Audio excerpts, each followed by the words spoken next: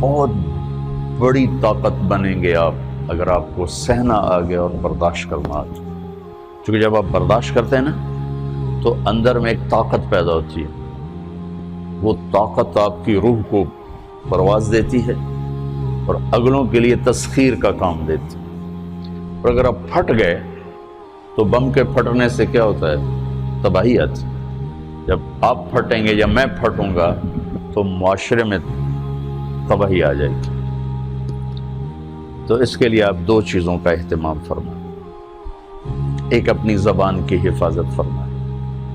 آپ اس 400 کے معاشرے میں کوئی غیبت کرنے والا نہ ہو، کوئی جھوٹ بولنے والا نہ ہو، کوئی کسی کو طنز کرنے والا نہ ہو، تانا دینے والا نہ ہو. ایسی بات جو کسی کے دل پہ جا کے چوٹ مارے اس سے آپ اپنی زبان کو صاف کر لیں. کبھی اس پہ قابو پا سکیں گے، کبھی نہیں، کبھی رہ جائے گا، کبھی ہو جائے گا. تو جب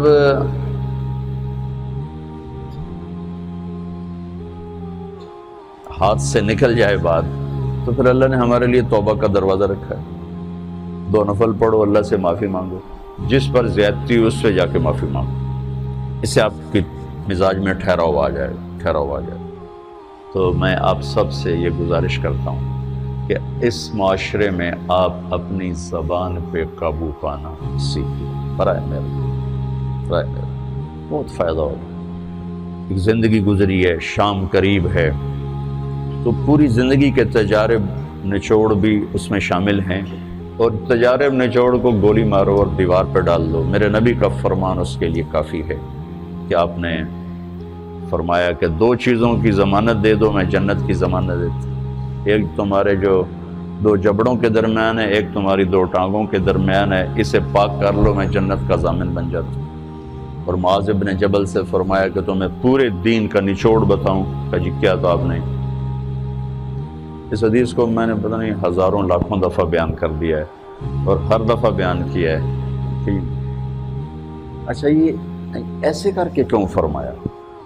یہ پہلے کیا پھر کہا کف ھذا. اور کہا کس کو ہے؟